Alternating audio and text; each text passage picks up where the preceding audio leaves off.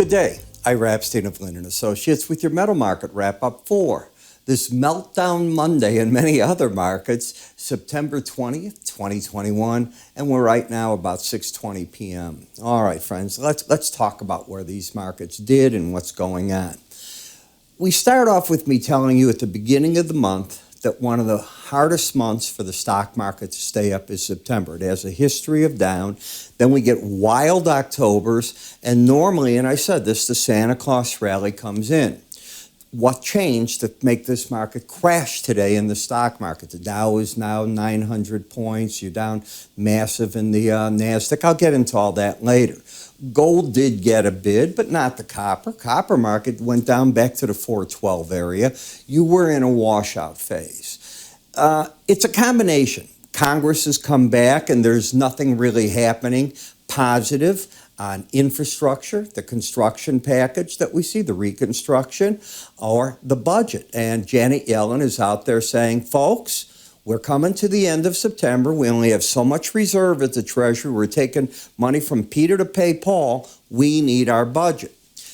Now what's going on is the Democratic side, they're split because if they give the budget, they don't have the power to get the other parts that they might want done. If they agree on the infrastructure, what happens to the president's reconstruction plan? So you are juggling balls like this. Add to that over the past week, we've seen this firm Evergrande. I've been writing about it in my full research, that it's a major real estate firm in China. And people, they're mistaken if they think that real estate's not a monster play in China. It's what's built them over the past decade. It's big, real big. There's 1.4 million people that are sitting waiting on apartments to be built. They've given deposits to this company. The company has $300 billion in debt, not million, billion in debt. They missed a payment already. Thursday, there's another series of payments. So traders got nervous. Could this be China's Lehman Brothers event? And could it spill here? Well, let me tell you the first thing.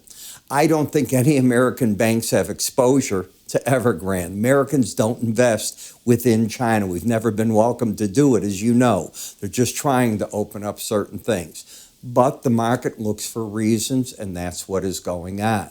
Will China allow a Lehman Brothers event? They don't have to. They're unlike a free society. They can do what they want to do, how they want to do it, and the only people they have to answer to is a mirror. It's that simple, and I'm talking the top echelon. So we'll see what happens. In the meantime, these markets were primed for a pullback. And the question was, do we get a 5% pullback, a 10%? Morgan Stanley's analysts were on today talking a 20% pullback. But whenever you get a big break, you bring out the people that will give you the outreach numbers, downside, or if you get a big rally, upside, and that's to be expected. You have to read through all the tea leaves. So let's take a look first in the metals, and then take your time and take a look and see what's going on in the financial market video. First, all this market has done is fought a battle at the 18-week average and unable to mount, like it did here, a real rally from there. We've broken back, but we're not in a crash stage. When you take a look at the bar chart, you can see how the market has come down.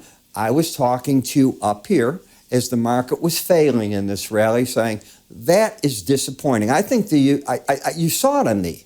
I had people write, boy, you got disappointed on the gold market. And I said, I did. I thought it was the chance for it to be good and it would finally start its step up here. It had everything right going for it, and it just couldn't do it. Now, what the market did do today, and the word is today, is it had an outside day to the upside.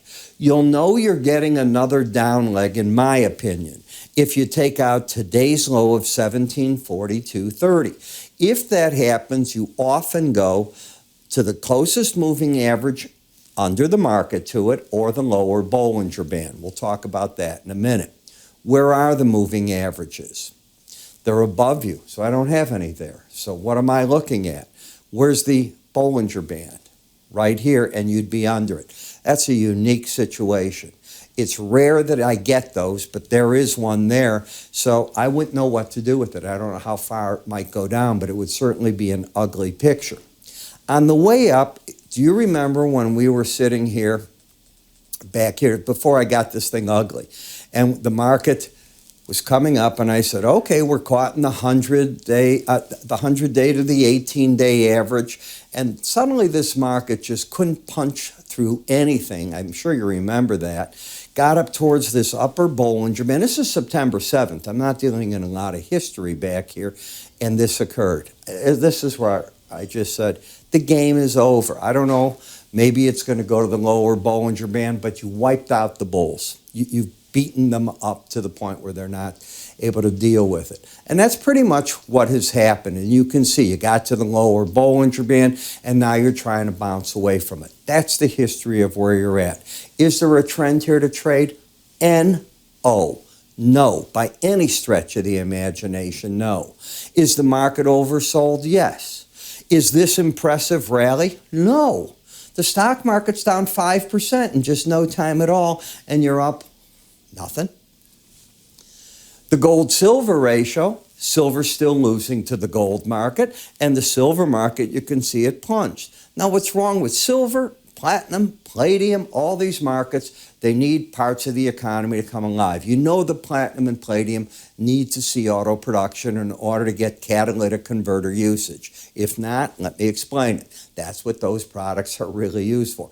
It's nice to get platinum jewelry. I don't wear much jewelry at all, but you don't really wear palladium. That's basically what it's for.